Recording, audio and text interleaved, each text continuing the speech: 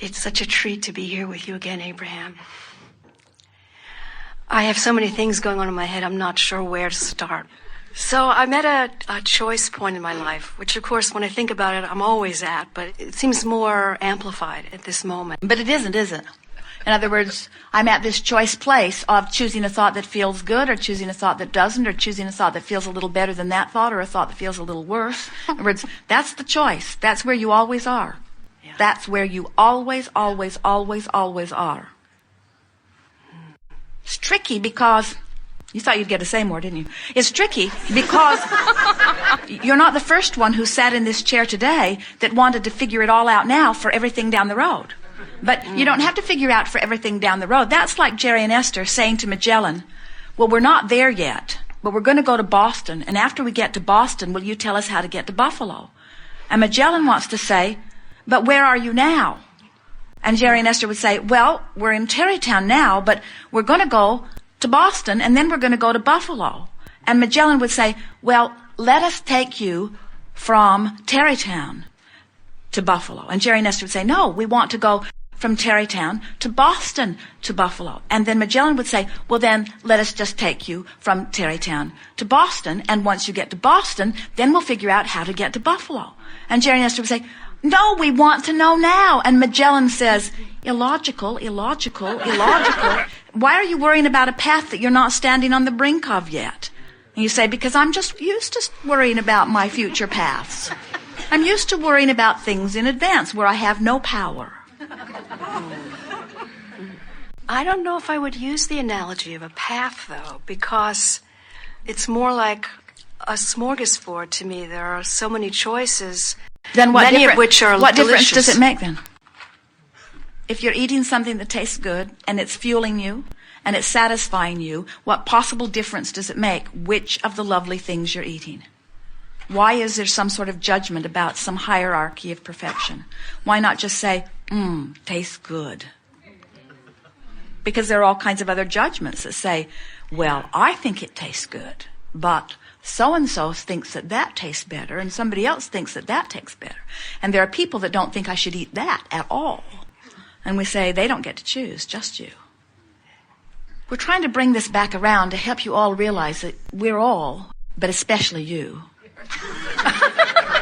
are making way, way, way too much of all of this. In other words, it's just this simple process that here I am today on this joyful path. And as long as the path is joyful, then what difference does it make what the path is?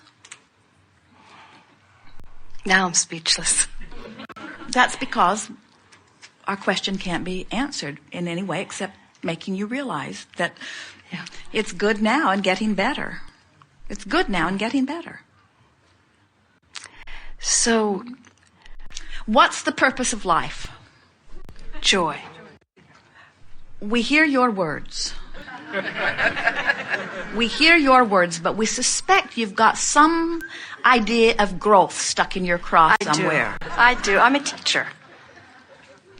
And I feel like I need to be on my leading edge in order to offer the best that I can to the people that I teach. Well, you need to be on your joyful edge. Because if the purpose of your life is joy, then the purpose of their life is joy too. And you can't teach something that you don't know. So why teach them that growth is the purpose when growth isn't the purpose? Growth is the inevitable result of life experience. But if joy isn't your dominant quest, then you're not in sync with Source. And if you're not in sync with Source, then you cannot enjoy any of the growth that you're upon. Oh, you'll have growth whether you're in joy or not, because you can't help but expand. But when you realize that the goal is feeling good, and it's got to be feeling good now. This is the big revelation that so many of you are coming to. It's not about feeling good later. We see you. You suffer now so that you can feel good later. The extreme is suffering now, but doing everything that they told me I should do so that in heaven I can feel better. That was a trick, friends. That was a trick to get you to do what they wanted you to do so that they could feel better now.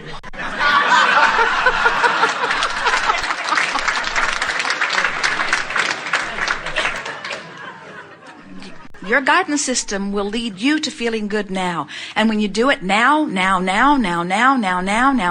and you show yourself that just with a little adjusting of your thought, you can feel better and better and better and good and good and good, then what happens is, in a matter of a few days, you clean up vibrations on a myriad of subjects, and you just get feeling wholer and surer and loving yourself more and feeling better about life. And then anywhere you go is fun.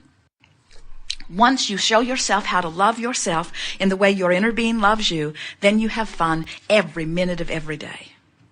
Until then, it's rough going. Because you're always trying to fulfill some screwy idea for somebody else so that they can love you. And since they're all so different in what they need from you, you just sort of go crazy. You don't see yourself as a pleaser. But you still are. Most of you still are. And we understand that. In other words, when you behave in an appropriate way by someone's standards, and they approve of you and hold you as their object of attention, it feels very, very good.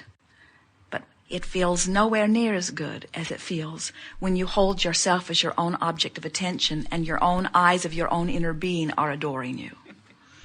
And there is far simpler criteria for that. In other words, your inner being will love you unconditionally no matter what. You just have to reach for it, smell for it, listen for it, feel for it, you see. Good afternoon.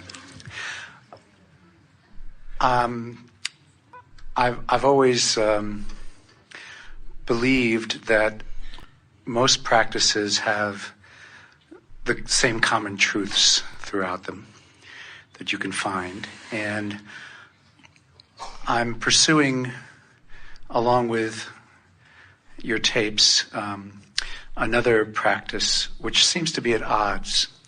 So I'm curious to... So your first theory must be wrong.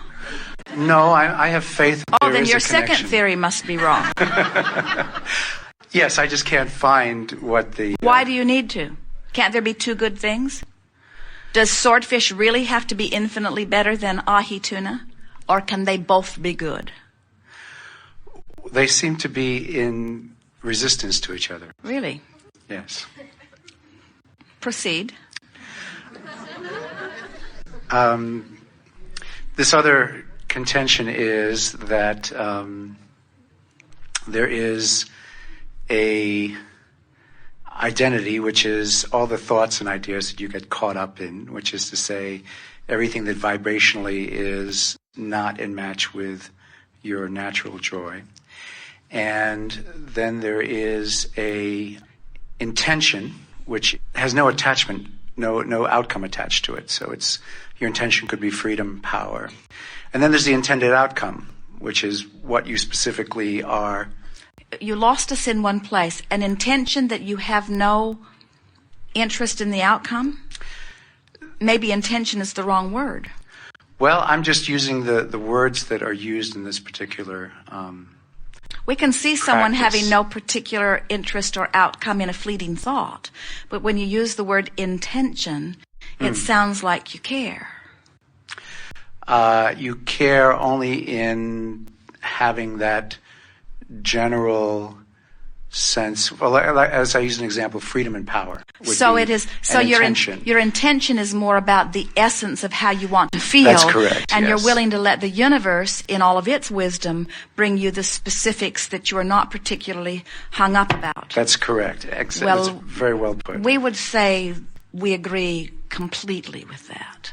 You will actually feel the impulse of which way to go. In other words, you will feel your inner being will guide you to the path that will suit you best. You see, what happens with most physical beings, because you've been letting yourself be guided by so many others, is that you really believe this, most of you. You really believe that I'll do this thing that doesn't feel good now, and I'll do this thing that doesn't feel good now, and I'll do this thing that doesn't feel good now, and after a while, I'll be in the place that I want to be. And we say, that is impossible. It's got to start mattering how it feels right now, because that's the path you're on, you see.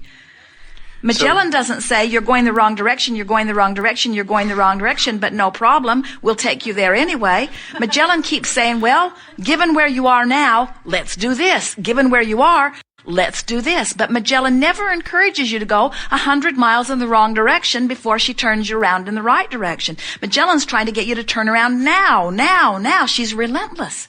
Jerry Nestor will take a fuel stop that Magellan doesn't know about, and she just never. Jerry will say, shut that broad up, because she doesn't stop. She'll say, please return to the highlighted route. Please return to the highlighted route. Please return to the highlighted route. Please return to the highlighted route. Finally, they just turn her off. They say, give us a break. We know what we're doing. And she says, well, you didn't tell me that you knew what you were doing. You told me you wanted me to guide you, and that's all I'm doing. And that's what your emotions are doing too. Your emotions are guiding you, given who you are and all you've ever said that you want, which you can trust, which you can trust, which you can trust. You can trust.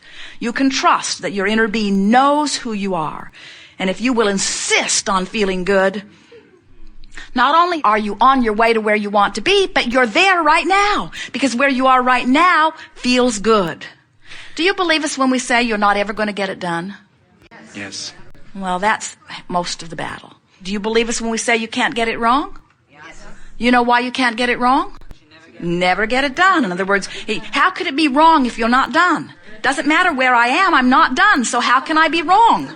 I can still keep moving toward where I'm wanting to be. So when you discover your power of feeling good, no matter what now, which takes some practice, we agree, but you can get there, now you've soothed everything. And all those 12-step programs and all those religions and all those do this and you'll have this and do this, you'll have this, they all become irrelevant. You then are able to announce to everyone, I'm on a self-guided tour. I have this tour guide in the sky that knows where the best of everything is and is leading me to it, one thought at a time, one comment at a time, one step at a time, just a joyful, joyful, joyful, joyful path. And then people say, yeah, but what's it for? Where's that path going to lead you? You say, to joy. And they say, yeah, but really, to where? Where are you going to end up? You say, in a joyful place. Don't ever end up. Yeah, but what's all that joy getting you?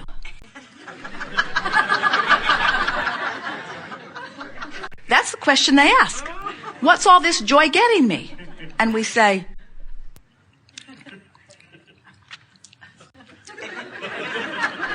there are no words for you. Joy is the ultimate quest. Joy is who you are. It's all for joy. It's all for joy. It's all for joy. You might call your joy, oh, I'm so interested. Or you might call your joy, oh, this is so exciting. Or you might call this joy, oh, that feels so good. Or you might call your joy, oh, this tastes so good. You might call your joy, oh, I love you so much. In other words, you use a lot of different words for this joyous sensation of being connected to source energy. But when you let source pour through you now, and it feels good, then that's the ultimate. And that's what you're always reaching for. And that's why we say the emotional journey can be achieved now. And then everything else falls into place. You say, yeah, but for what? For what? Where am I going? And who will know I've gone? And who will give me the credit for going? And we say, there's no hope for you. Just kidding. As you're just reaching for something that feels relief and finding it, and knowing that you've done it, now you are invincible. Because now you can do it again and do it again and do it again and do it again and do it again and do it again and do it again. And then there's no place that you cannot go on the emotional scale. Is that the Abraham two-step? It must be. Thank you very much. Yes, indeed.